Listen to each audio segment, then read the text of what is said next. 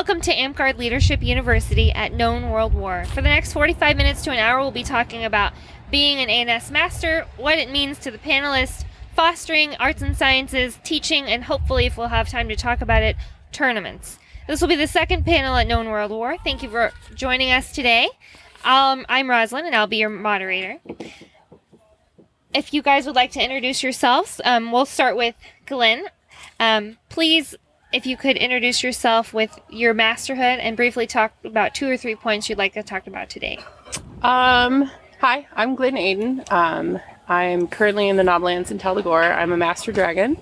And points for talking about today, I guess I mainly want to talk about persistence in crafting and I guess willingness to learn from different sources and teachers. So, yeah. My name is Jocelyn. I'm from Myth Vale in the Desert Winds. I was given my Master Dragon earlier this year for my performance pieces and garbing that I've done over the last few years.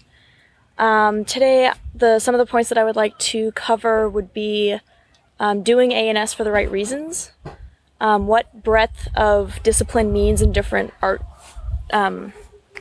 types, and the importance of encouraging other artisans. My name is Maera Halversdottir. I've been a Master Dragon for several years now. I got it basically for a wide variety of arts. And being the last one here on the list like I requested to be, I'm basically in the same boat. I would like to talk more about encouraging the arts and maybe if we have time, the difference between being a master and being a knight when it comes to the arts and sciences. Great. Thank you so much. So the first question we have today, what are some of the biggest lessons you've learned as a master? What does masterhood mean to you? I'm going to give it to Jocelyn. Well, personally, some of the lessons that I've learned are little things like if I haven't finished the project before I leave for the event, I need to set it aside and enter it some other time because it does not work well and it just makes me way more stressed and it makes it an unpleasant experience if I try to shoehorn things in last minute. As far as things that I've learned that have helped me kind of get to where some of my crafts are master level, just being open to learning all kinds of different things, maybe that I didn't expect to. If I start researching something because I know I need to use that skill and I end up, 3 hours later researching something completely different, just to go with it because I'm going to learn a lot of interesting things and new skills that I might use at some point in the future. What about what masterhood means to you? What does that mean to you to be recognized as a master? I would have 2 different definitions. Okay. To be recognized as a master, to my understanding, means that I have shown that I am exceptional in whatever skill that I have been working on. And to be recognized for it is just recognition that I have surpassed far beyond what is average. But the definition of masterhood, I would say, would be when you reach the point where you are confident in this skill and have proven that you are good enough at it that you know more than a very large majority of other people who also do that craft or that skill and are in a position to teach pretty much anyone who might come to you. Do you feel like there's a differentiation between true masterhood and what we consider to be an Amtgard masterhood? Well, yes. There is a skill gap between what Amtgard considers crafting masters or performance masters and people who do it professionally in the mundane world. There is definitely a skill gap there.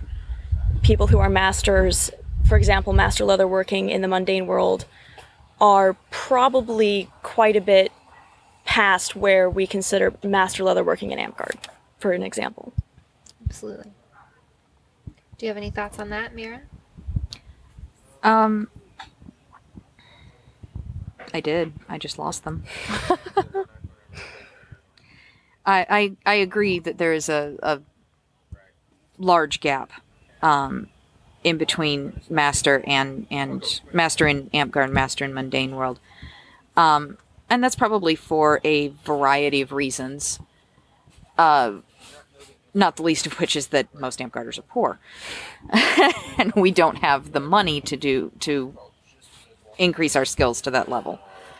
But I think we do have a lot of masters in Amtgard who are masters in the real world as well. Mm-hmm. But we tend to recognize people as masters here simply for the sorry, bug on me, for being that next step, that next level above what your average or even your slightly above average Amtgarder is when it comes to in this particular case, when it comes to the arts and sciences.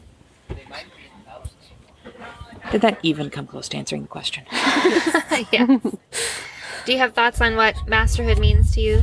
Yeah, I think one of the interesting things to me in Amtgard is that since we have such a large crafting culture, and it's such a big part of what participation in Amtgard is for a lot of people, that there's so many people who are skilled that we kind of, I don't know, I definitely, and I've seen other people do it before, like you kind of forget that if you take the skills that we have out into the real world, like, you know, there's things that, like, I can make things and be like, oh, this is a piece of garbage. And then a friend of mine that doesn't play Amtgard will look at it and be completely blown away. And there's the degrees then within Amtgard, like, so many people, you know, make things that we don't always, it can be harder to notice when somebody's making something better than everybody else. And I think part of masterhood is being able to find those people that are working at that higher level and recognizing them for what they're doing. And like with the difference between masterhood, like the level of masterhood in Amtgard and outside of Amtgard with crafting, I think I agree with Maera. There are definitely people in Amtgard that do craft at that professional level as well. And that can turn around and like make things and sell them as a professional outside of Amtgard. But I also have definitely seen people that are the masterhood level that are making things that are not at that level too. So it's an interesting like mix of skills and different ability levels that you find in the game and within masterhoods too. So thank you. I didn't want to interrupt you, but we have Mesreth has joined us. If you could just briefly introduce yourself, what masterhood you have, where you're from. I'm from Utah, Salt Lake area. My masterhood is Owl. I probably should introduce. I'm Mesreth. I was given the title of the Overachiever, like after playing for a very short amount of time, and it's the only title that I have that I actually like. A little bit unique. Most people who get their Master Owl most people get their Master Owl, they usually get it for armor. I got it actually for weapon construction. I like to focus a lot more on improving technology in Amtgard, pushing the boundaries. Not so much as the making pretty things. So. Would you say that pushing the boundaries is part of what masterhood means to you in Amtgard? It does.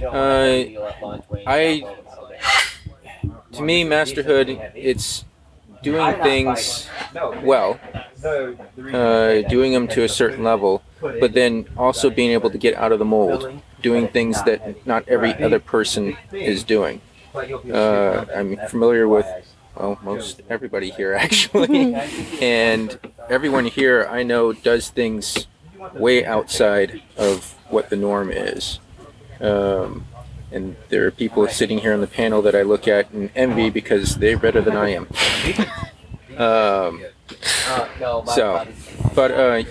It's more than just, to me, making pretty things or doing stuff really well. That's part of it, but then also understanding what's there, not doing things to make it just simply because it's pretty, but doing things for reasons, creating new things for us that help better the game. From my standpoint, it was making better looking weapons that are functional. Glyn sort of touched on masterhood and Amtgard can sometimes mean masterhood in the mundane world, and Jocelyn sort of said that there is a difference between masterhood in the mundane world and masterhood in Amtgard. Do you feel like going forward we should start encouraging our masters to more or less be masters simultaneously, mundane and... Not necessarily, because I mean the real world is the real world, and the people who are masters of a craft there are doing it usually for employment and as a livelihood. But Amtgard is a game, and we are our own world. So masterhood in this world doesn't necessarily have to match masterhood in the real world. That's my thoughts on it. Yeah. Yeah, I agree with that.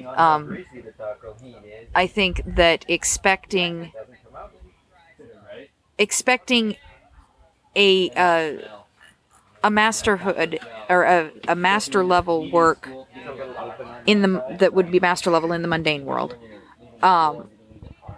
is just, it's like expecting somebody to be a master in a different language. You know, it's a completely different thing in a lot of cases. It requires different skills. It requires different levels of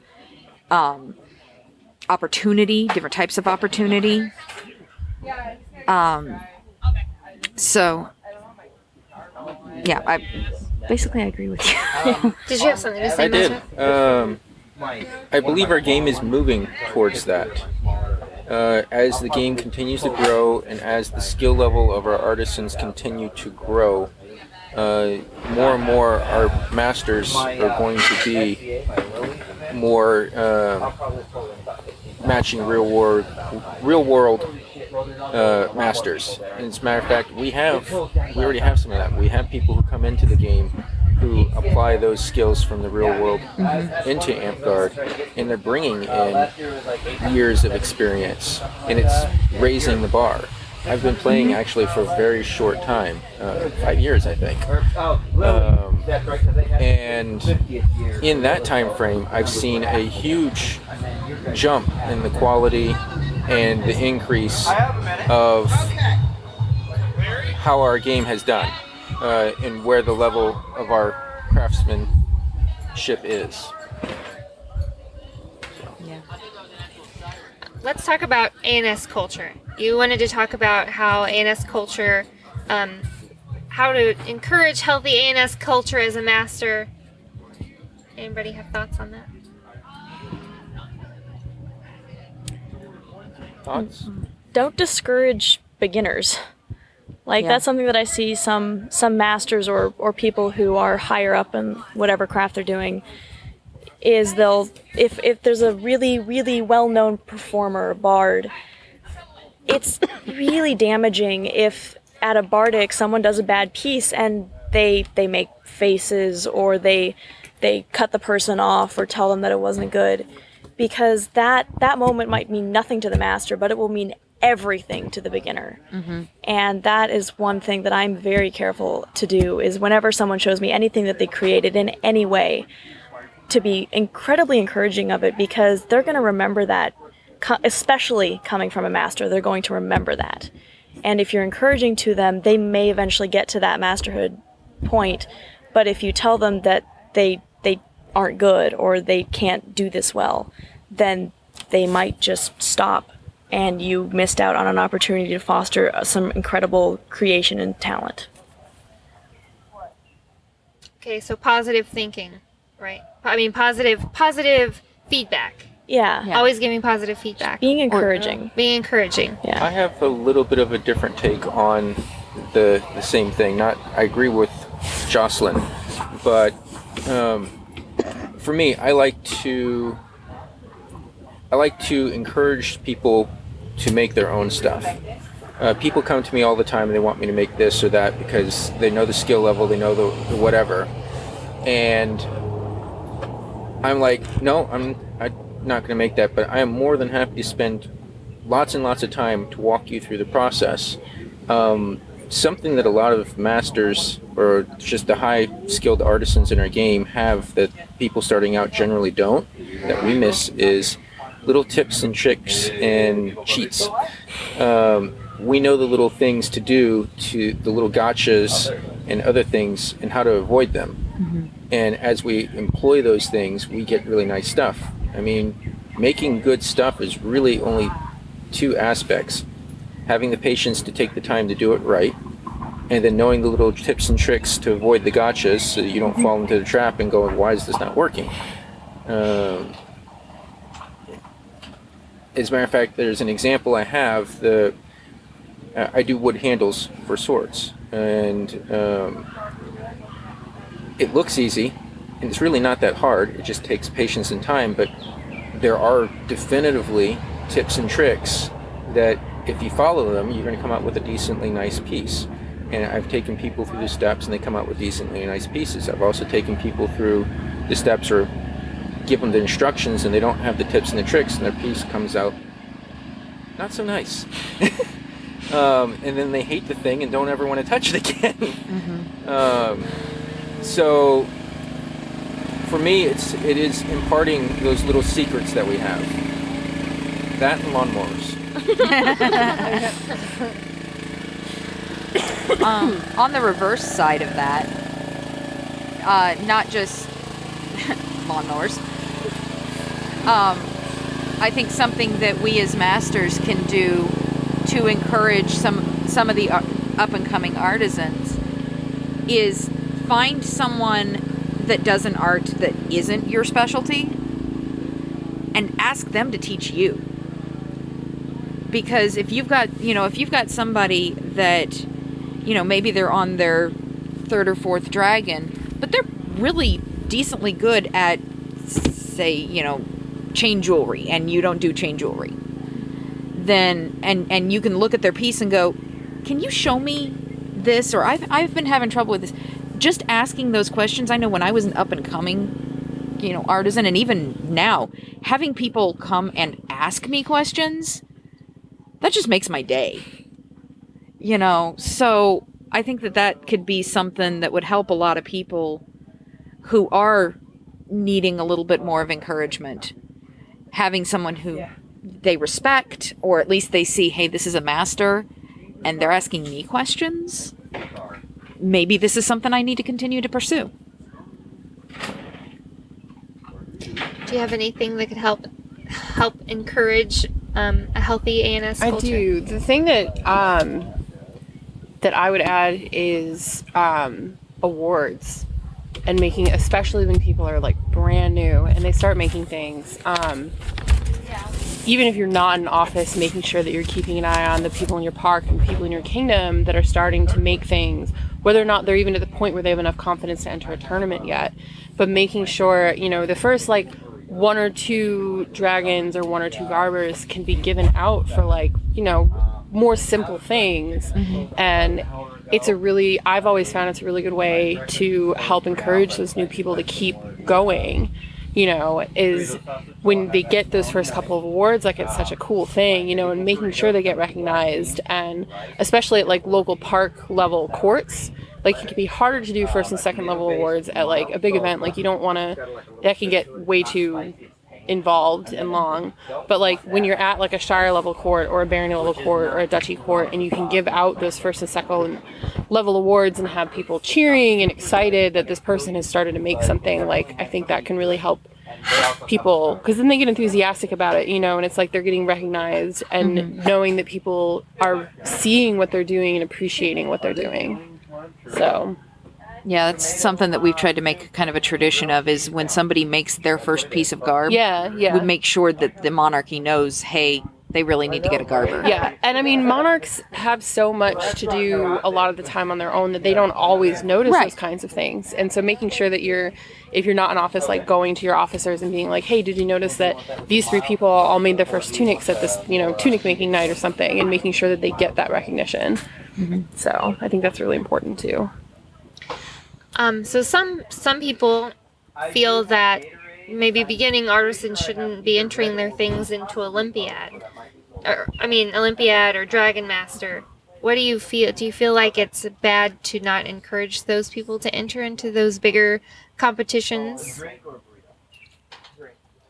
Olympiad, probably not the best place for early level. I try when I have early level artisans come to me and say, "Hey, should I enter this in Olympiad?" I try to encourage them. Start by entering stuff at local level. Enter your first piece at local level. That's great. But I try to explain that a lot of times it's just a matter of logistics. That, having a flood of 150 items at, say, a kingdom level Dragon Master, it's going to take so long to judge everything that the judges are going to be tired and possibly mean in their comments. So, and I can say this, I'm one of the mean judges.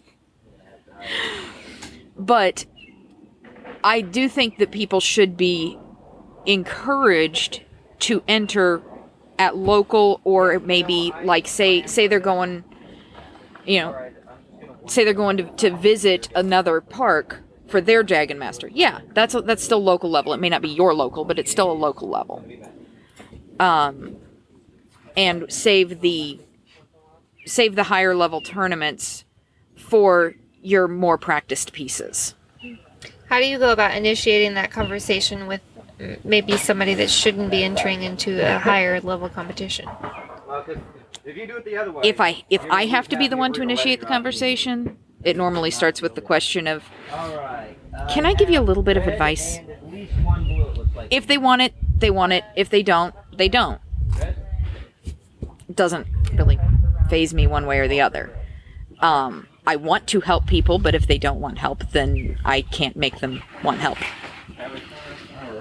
How would you go about initiating the conversation in a way that continues to encourage that newer artisan? Well, let's say a new artisan whose work is, 3.0 or maybe slightly lower, came to me and said that they intended to enter Olympiad. I would just ask them if they knew all the details of how it worked and the fact that it has a culling process, and ask them if they were familiar with any of the kind of entries that are usually there, like if they looked at pictures or anything like that. And that's how I would start the conversation. Then I would go on to suggest that maybe they wait until the next Dragon Master, the next Crown Quals even, and enter it there, see how it does, get the feedback, and then have something even better to take next year.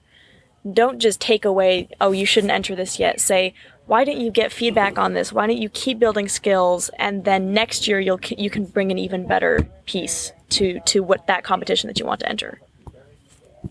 That's good. So as masters, we've talked about tournaments a little bit. Do you feel like it's your responsibility to enter tournaments? Do you feel like it's your responsibility to judge in tournaments?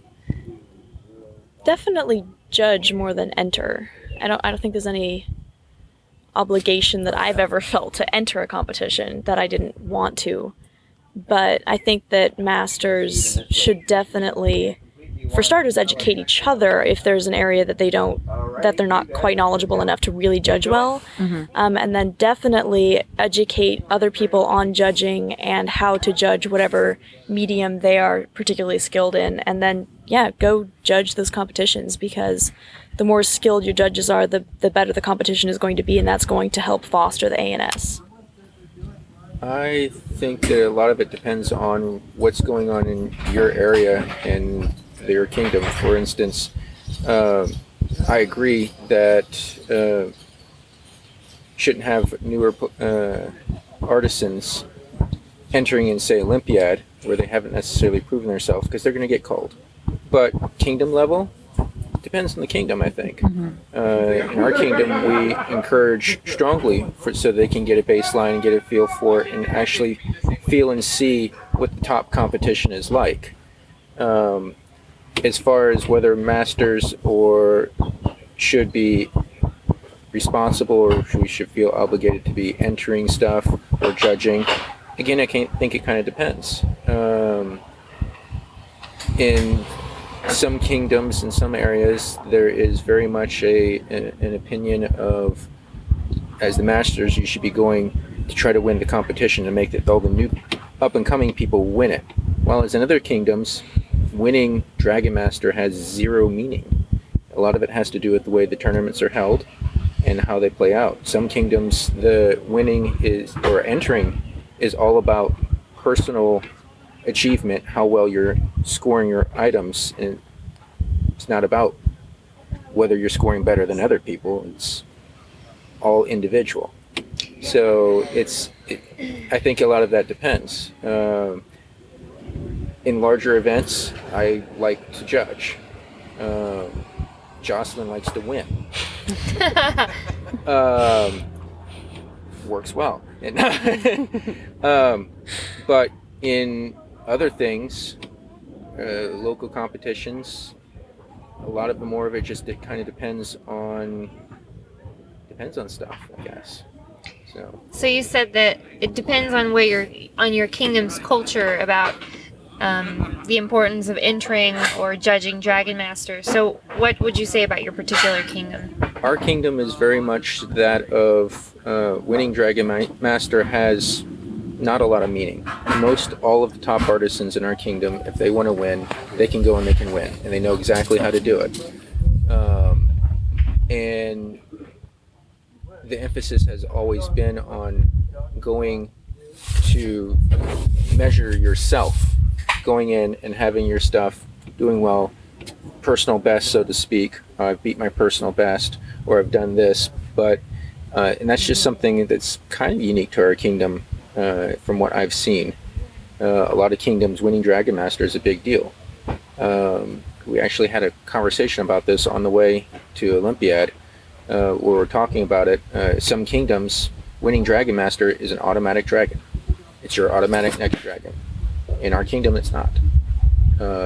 You could win 10 Dragon Masters and it's not an automatic dragon. So that changes the motivations and whatnot of a lot of the people. Whether it's good or bad or right or wrong, everyone has an opinion on it, and I don't think there is a right or wrong on it. It's just a different way of looking at things. It's the same question for one of my two Talgor people. How do you feel about Dragon Masters? Is it your responsibility to enter? Do you feel like there's a different culture for Dragon Master here? You've been in Talgor much longer than I have, so I don't feel a responsibility to enter, and to be honest, that's because you tend to enter a lot. So I feel you're taking care of that as our representative Master Dragon, and if you're not entering, she is. So, yeah. But I kind of came at A&S with more of a service mindset. I get a lot more enjoyment in my own game of helping out at the tournament than I do of entering the tournament. So that's where I play, is I like to help run the tournaments or help assist in the tournaments, basically make the tournaments be there for the entrants. So no, I personally don't. I feel like it is my responsibility that if I'm able to help make sure that tournament runs. And typically Maera does judge in our tournaments. And I'm not sure why, because I really don't think I'm a very good judge, but I always end up doing it. But I do think that a lot of our artisans see Dragon Master in our kingdom as a big deal. We unfortunately sometimes they also get the feeling that, oh, I won Dragon Master, I should get my next dragon. And that doesn't always happen, because even if you win Dragon Master, the items aren't necessarily good and aren't necessarily at the next level for whatever your next level of dragon is. But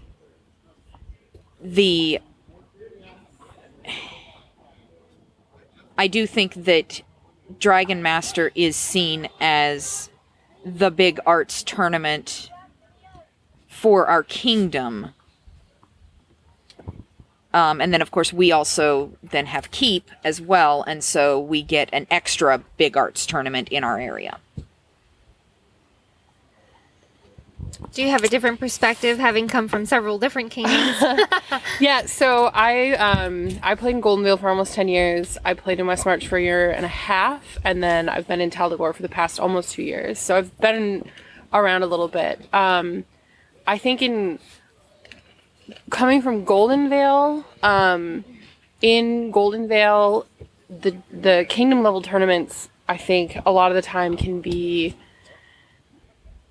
honestly, I think it's from what I've seen so far in Tal'Degor and the tournaments that I've been able to enter here, it's been kind of the same in a lot of ways, where it has depended individually on the tournaments that I've either judged or entered so far. Where there was the one that I won the Tal'Degor Dragon Master last August, I had 5 entries, and I had 5 out of 14 total entries in the tournament.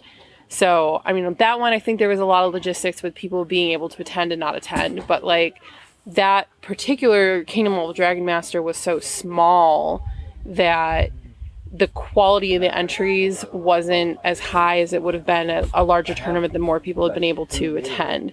So, like, I definitely wouldn't have expected anything from winning that Dragon Master besides, I mean, I got the title Dragon Master for the 6 months, but, like, no awards would have come out of that because there was the competition level wasn't there.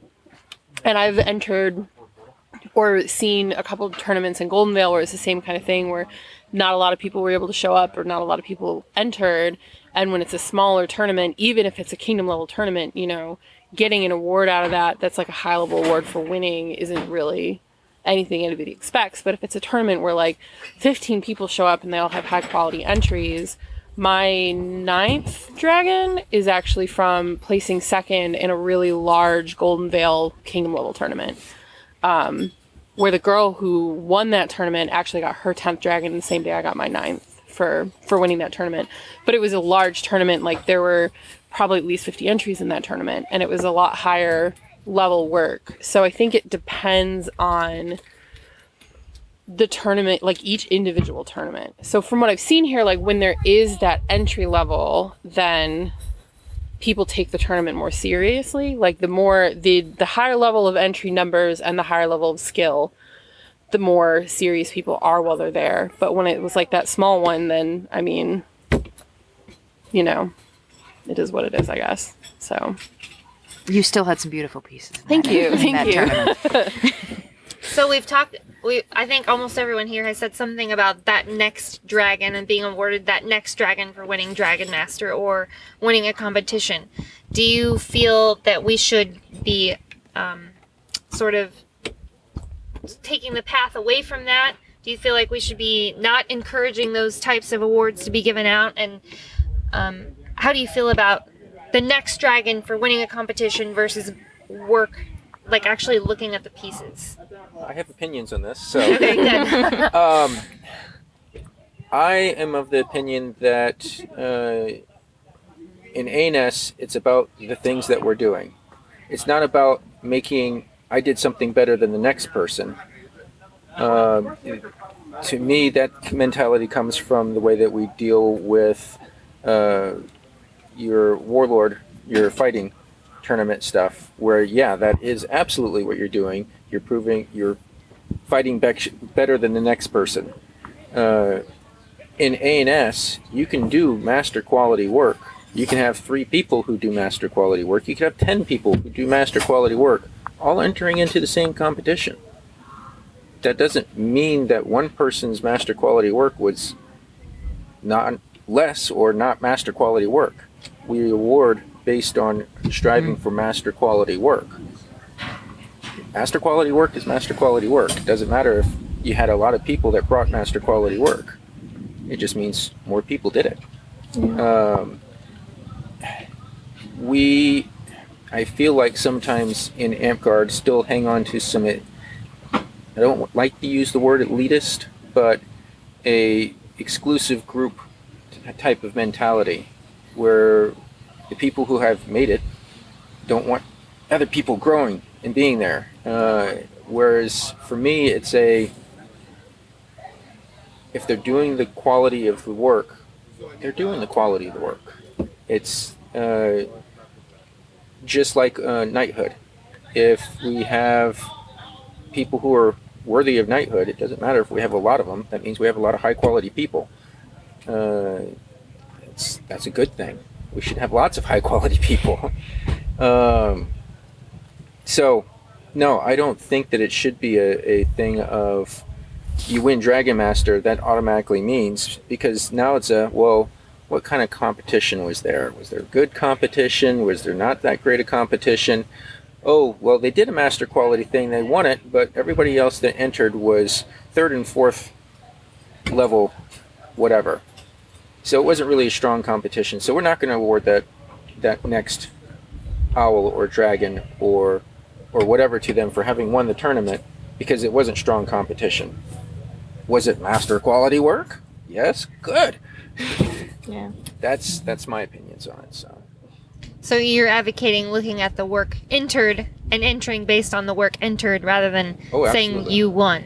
Oh, yeah. Absolutely. Yeah. I think it's really important to look at the work that someone is doing, not just how they stack up against other people. And I don't think winning a competition should ever be an automatic award. You should look at it, because competitions are one of the more visible places to see the work that people are doing. But you need to take it out of context of the competition and look at the work for award possibilities. Do you think that attitude might stem from a desire to increase the bar? I actually think it's a carryover from before I played the game. I mean, award standardization is relatively new in the big scheme of things. And that change, I think, came along with award standardization, whereas before, the model was, I'm guessing, from what I've been told, the model was a lot closer to how we view Sword Knight, how we view in the roots of where we came from, where it was all about beating out the next person to show that we're better. That's my guess. I wasn't around for it, but that's kind of what I've heard. So I think it's a carryover. I think it's a holdover. It was actually a comment that was made in our conversation driving across the country, was that for a lot of kingdoms, winning Dragon Master, it is a tradition. It's a tradition of things. And I'm going to wait for the lawnmower to pass. That's an Olympiad entry. Yes, it is. Well, it's half of an Olympiad entry anyway. So yeah, I think it's more a carryover, or as it was worded to me, tradition that people have hung on to, like we like to hang on to so many traditions, and not so much anything else. While we're still kind of talking about awards, do you feel like it's your responsibility as a master to give feedback on awards that are being thought about? No, not unless I'm judging. What if what if somebody's coming up on their 8th, 9th, 10th level award, and they've entered a competition, and you really feel like it was subpar, or you really feel like it was way over the standard and they should definitely get it? Do you initiate that conversation? I think that's what the recommendation process is, but that's not exclusive to masters. Anybody can recommend. The reality is the people who give out the awards generally end up relying on various different people. They rely on the quality of the judges and utilizing the score that the judges are giving out to kind of rate where it is. And if they're giving out a high level, they'll frequently go and they'll ask various different people, sometimes masters, sometimes just good artisans, sometimes they just people they trust, to get a feedback and opinion, but ultimately it's their decision. I don't think, and I know that this has been brought up, but I don't think it's my responsibility as a master to go and provide feedback on every high-level award and give my stamp of approval. It's not my job to give out the award.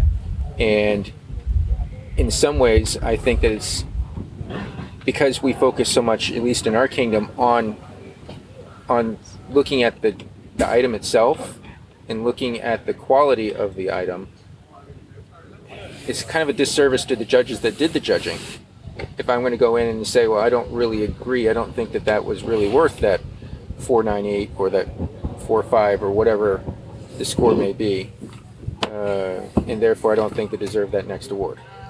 I know that we've talked about a lot on the COK. How do you feel about giving feedback on awards?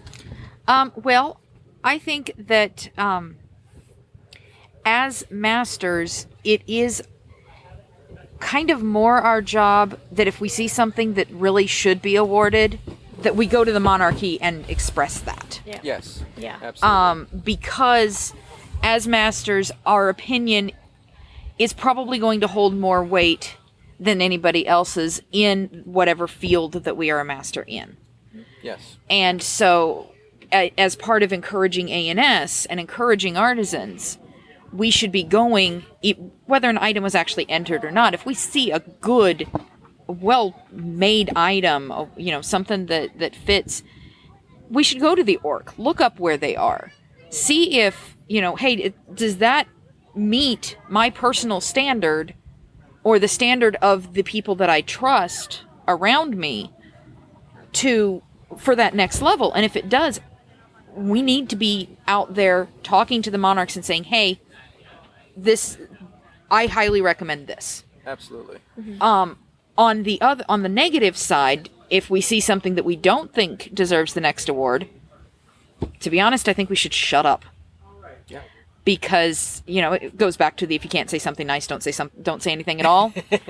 But I think we will do more damage to up-and-coming artisans if we say negative things without being asked. Now, if we're judging, different story. It's a different story. If we have specifically been asked to comment on this, or somebody comes to us and says, what do you think of this? Then absolutely you need to speak your mind, you need to speak from your experience, you need to speak from your expertise. But if you don't, if the monarch doesn't come to you or the artisan doesn't come to you, then really you kind of need to shut your mouth. Well, we're still talking about tournaments. Do you feel like masters should kind of focus on quality of work, or should you focus on entering a large range of items? And it sort of goes into talking about your masterhood work, body of work. I'd say I'll start in because my masterhood was for quantity, not quality. I will say that, and back on the should you get an award for winning dragon, I technically got my Master Dragon for winning Dragon Master. That was the final thing. And it was not a very high quality tournament, to be honest. I'm probably the least talented when it comes to arts here on this panel. But I was and am a quantity person. And I am kind of an advocate for, maybe you're not the best at sewing. But you're a decent level at sewing. You're a decent level at pottery. You're a decent level at jewelry. Nothing that you make and enter, or nothing that you make and say, I'm proud of this. Because we all make those pieces that we're just like, I don't even want people to see this. But anything that you make and say, I'm proud of this, is a decent quality, well-constructed piece. Then I do think that having that across several levels, or across several arts, should be at least considered for masterhood. But I also think equally having an art that you are really good at, and maybe you can make the best jewelry ever with the most complicated pieces, and you're casting, and you're and you're doing in silver, and you're working in gold, and you're to the point where you feel comfortable working in gold because that's a really expensive medium. But you cannot paint to save your life. and you can't draw stick people. That doesn't mean you're not a master. It doesn't mean you are not a master artisan. You just have an art that you're good at. Whereas other people, like myself, have several arts that we're pretty good at. Not great, but decently good. See, I'm much more of a quality over quantity person. Like, I dabble in a bunch of different arts, but court garb and performance pieces are my go-tos, and those are the two mediums that I feel like I am a master in. And for me, I feel like quality over quantity is kind of the definition of what a master is someone who has mastered at least one art. Maybe they're not a master of all, but they have one thing that they do better than 99% of the people who play Amtgard, and that's what makes them a master, in my opinion.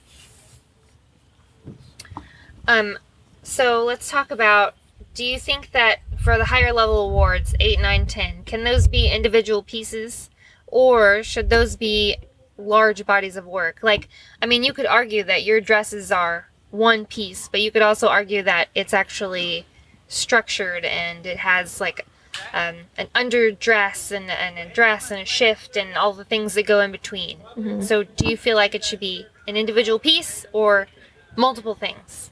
I think it could be either.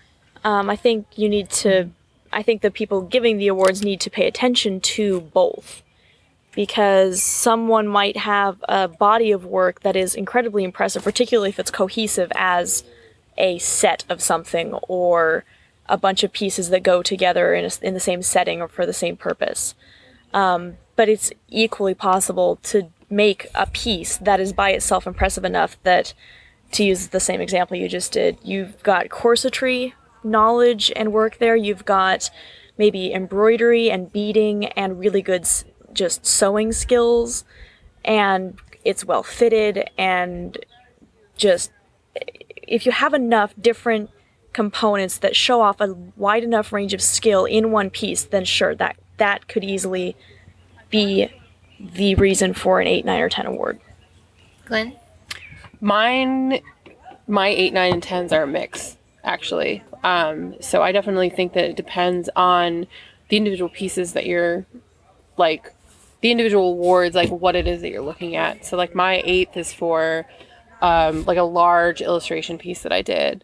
And so it's just for like the one piece of art. But then my 9th was for, I think, like the 4 or 5 entries I had in Dragon Master. And then my 10th is for the first 5 illustrations in a set, like a tarot card set that I'm working on with Promethea. And so it was for like 5 pieces together that were all the same thing. So I think it just depends on the individual piece and the individual work, whether it needs to be, like, which way you want to consider it, I guess. So you're, to sort of summarize, you're saying it could be either. I'm saying, yeah, it could definitely be either. Yeah. I think it's possible to create a singular piece that is of that level, but also to have something that is like composite pieces that go together that create something that is that level as well, that could be broken apart, like getting the 10th for my tarot card set, like those first 5 cards, like each of those could have been entered as separate things and been given separate awards in theory, you know, but they were, instead it was, you know, the 5 of them together were what made it, like individually they would have been lower level, but the 5 of them together made it a 10th level piece. What about quantity for higher level awards? What if you make 300 belt favors for an event, which I think my squire did last year? Should that person be awarded a higher level award for 300 of something? Depends on the quality of those 300 things. Yeah. I'd like to address that specifically. Well, not the belt favors, but to go off of Glyn's thing. I was one of the people who judged those cards, and I was one of the people who went to the monarchy and said, "This is 10th level work. You need to give this award." Well, I actually got my 10th in Golden Vale. Or masterhood work, but or whatever. I've entered more of them in Taldegor since then. It was you need to give this woman her masterhood because this is master level work. Yeah. But I looked at the 5 or the ones you entered here. Yeah. And what made it that high of a level was that you had all of these pieces, and so it was, so you have all of this work that was done, and it was extremely difficult to find a single flaw. There was a stray pencil mark. I remember this specifically. Yep, I remember you talking about that. That is the only flaw I could find on 5 intricate drawings, was a stray pencil mark. And it wasn't even in the drawing, it was on the side of the page. And so quantity can do it if the quality is there, to where one of those pieces might not have been as impressive because you only have this much space in which there could be an error, in which they could have done something wrong. But when you have this much space in which wherein they could have done something wrong, then it's more impressive because it took more attention span, it took more work, it took maybe not more talent, but more cultivating of the talent. Mm-hmm. And I think that's very important when it comes to those higher level pieces. And so to then branch off of that just a little bit, I think a lot of your higher level pieces you could break down into multiple, not disciplines, but multiple items. Like you were saying with the dress. But also with those pieces, I think a lot of intricate and complicated pieces, which is what you usually get with your high-level awards, really took, I worked on this section, and then I worked on this section, and I worked on this section, and I had, I could enter just this, and it would have gotten me a low-level award. I could have entered just the underdress, just the shift. I could have entered just one card. I could have entered just one piece of jewelry. I could have entered just one song. But instead of one song, I entered my song and the acting that went around that song and the practice time and the costuming and so forth and so on.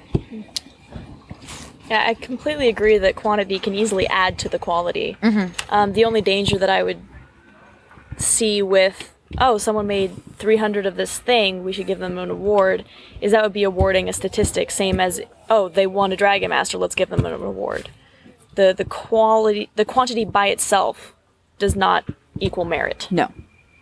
I think there's ways to recognize something like that. Like if she made 300 belt favors, if it's something simple, but just in that quantity and it's for an event, I feel like that would be something you want to look more like a service award for, as opposed to an art award. Like what it is about those belt favors that you actually want to award. Is it the creation and the talent involved, or the service to the game and making something like that for an event? So for that specific example.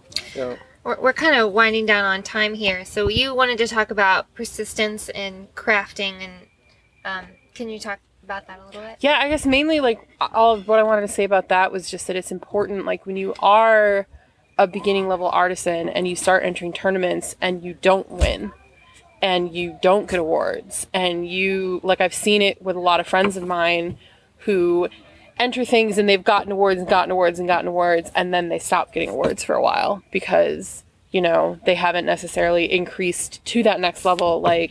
It can be really frustrating for a lot of people, and it can be really daunting to try and get yourself up to that next level where you're getting more awards and you're getting that level of recognition. And just the importance of continuing to try and continuing to make things, and understanding that even if you're not quite at the level that you want to be at, or that you think you're at and other people don't think you are, if you keep, practice makes better. If you keep making things, you keep sewing, keep making tunics, keep making art, keep making leatherwork, keep making armor, just keep doing what you're doing, and eventually you will get to that level. And just being patient and having that persistence to keep trying until you get there. And knowing that if you have the abilities and you have that base of abilities, as long as you keep at it and you keep learning, like find every opportunity you can to learn from absolutely anybody that you can, you know, whether, even if it's something that you're not necessarily interested in. If you go to an event and there's a couple classes being offered and you're like, I don't know that that's really something I want to do, go to that class anyway. Like, you might learn something that you can apply in another art form, or techniques that you can use, you know, maybe you learn something about, you know, making boots that you can turn around, like learning how to curve those pieces of leather together to apply into making like bodices or corsets, you know what I mean? Like, you can take the different things you can learn from different people and apply them in different ways. Or you might go to like a boot making class and be like, wow, this is my favorite thing ever, and I never would have realized that, and find something new that you can explore and new routes and paths that you can take as you're trying to work towards becoming a master. But also just understand that it can take a long time.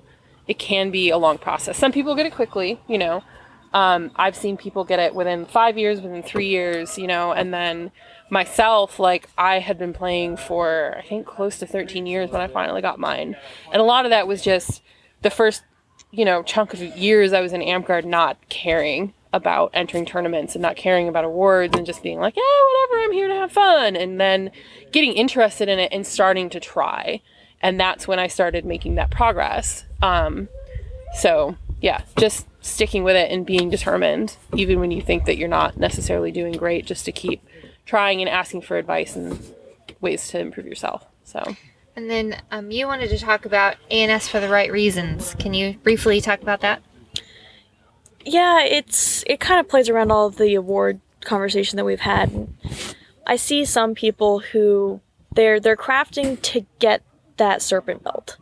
They're crafting to get that masterhood scroll. They're not crafting because they are particularly passionate about it or want to master a skill or just create really cool or beautiful things. They're crafting for the awards, and I think that not only is that really not going to work well in the long run from what I've seen, but having that mindset around is going to be discouraging to other people who want to do it for the creativity and for the skill building, and to see that, oh, in Amtgard, people only craft to get the awards could do damage. So I would just encourage that people who are interested in doing A&S just do it for the sake of doing it. Don't do it for the awards. So at this time, I'm going to ask you guys to make a couple of closing comments. If you just want to give us at least 2 points that you really wanted to drive home, something that you want to make sure you got across today that you haven't been able to say so far. So we'll start with Maera this time. Oh, Sorry. Crap. Okay, we Thanks. can start with Mesreth. Let's start with Mesreth. I mean, I covered most. Just craft. Enjoy it. Go out and do it. I mean, strive for a goal. Learn a new thing. Do something that you can get passionate about. Help other people do it. Make cool things. Don't let people say that your ideas won't work. There may be masters, there may be experienced people, there may be people there that will tell you, oh, this thing that you're trying to accomplish is not going to work. That doesn't mean that that's the case. That just means they may not have tried it. Of course, it probably won't work, but it might. You won't know unless you try it. Don't be afraid to experiment and learn and incorporate things. Yeah. Glyn? I don't know, I guess I said most of it just now, but just that, like, stick with it, keep trying, keep learning. And another big thing with, like, the learning aspect is recognize that you can ask people for help, you can ask masters for help, you can ask people who aren't masters for help, you can look stuff up on the internet, you can watch YouTube videos, like, whatever you need to do to learn the things that you want to learn. Don't be afraid to go out there and, like, find the people to teach you, or find, you know, videos on the internet to teach you, or books or resources. Just, like, don't be afraid. Like, find something that you're interested in and work with it. Big book person. Yeah. I love textbook learning. It's my favorite. Yeah. Especially if there's pictures. Never have known that. She's being sarcastic.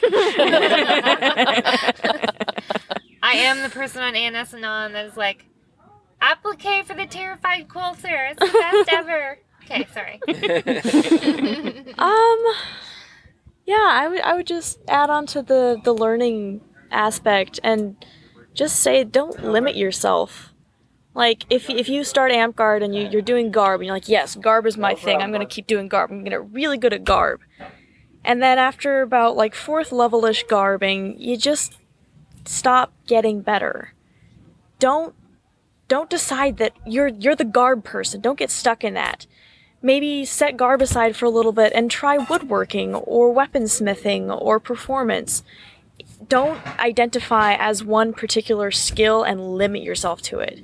There are so many resources available in people, on the internet, in the library, whatever. Don't get stuck as this one craft. Just expand it and you have no idea how much will overlap. It's really cool.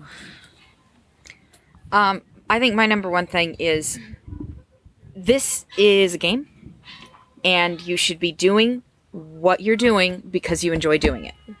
For you can do it to stretch yourself if that's what you want to do. You can do it to enter tournaments if that's what you want to do.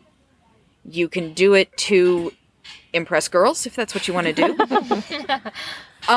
But don't kind of what she was saying with don't limit yourself. Don't think you have to do this because that's, because, well, I'm going to be a knight. You don't have to be a knight. I'm going to be a master. You don't have to be a master.